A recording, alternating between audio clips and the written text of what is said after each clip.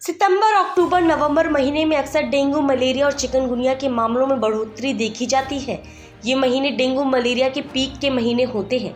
इन दिनों dengue malaria के संक्रमण के बढ़ने से बहुत सारे लोगों की मौत भी हो जाती है। वहीं राजधानी दिल्ली में डेंगू की संख्या में कोई कमी नहीं आ रही है। पूर्वी दिल्ली के सबसे बड़े अस्पताल गुरु तेग बहादुर अस्पताल में डेंगू मरीजों की संख्या को लेकर हमने हॉस्पिटल के डायरेक्टर डॉक्टर सुभाष गिरी से बातचीत की। डॉक्टर सुभाष गिरी ने बताया कि अस्पताल में अभी 9 पॉजिटिव मरीज हैं। वहीं हॉस्पिटल में डेंगू से मरने वालों की संख्या की बात करें तो हॉस्पिटल में डेंगू के कारण एक भी मरीज की मृत्यु नहीं हुई है। आपको बता दें, जीटीबी हॉस्पिटल 1500 मरीजों का अस्पताल है। वहीं अस्पताल में 32 डेंगू के लिए बेड रिजर्व रखे गए हैं। डायरेक्टर के मुताबिक जरूरत पड़ने पर बेड की संख्या भी बढ़ाई जा सकती है। सर, दिल्ली में डेंगू के केस लगभग 2000 के आसपास हैं। यमुना पार का सबसे बड़ा हॉस्पिटल गुरु तेग बहादुर, इसमें कितने केस एक्टिव हैं और क्या केसों की संख्या में इजाफा हो रहा है?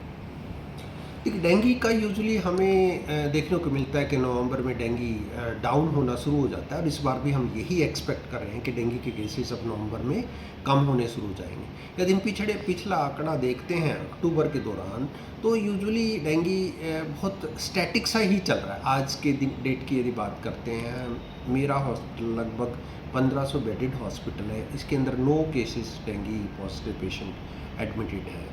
तो मैं ये एक्सपेक्ट कर रहा हूँ कि शायद कुछ दिनों में डेंगू के पेशेंट काफ़ी कम हो जाएंगे और यदि किसी को डेंगू है भी तो उसके लक्षण में कई बार प्रीमार्केट करना एक आम आदमी के लिए पॉसिबल नहीं होता, पर फिर भी यदि किसी को बहुत हाई ग्रेड फीवर 3 दिन के बियॉन्ड आता है या उसको चक्कर आते हैं या शरीर पे लाल चकत्ते निकलते हैं या उसको गिरने का डर लगता है, बेहोशी होती है, तो उस कंडीशन में उसको इमीडिएटली डॉक्टर के पास जाना चाहिए और अपने आप को इलाज करवाना चाहिए।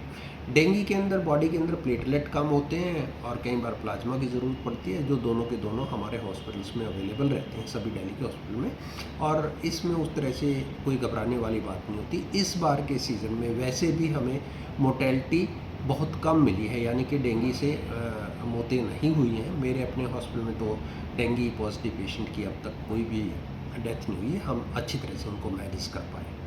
सर, 1500 बेडों में डेंगू के लिए कितने बेड रिजर्व रखे गए हैं? हालांकि इस बार डेंगू के केस कम आ रहे हैं, और वायरल के कितने केस आ रहे हैं हॉस्पिटल में?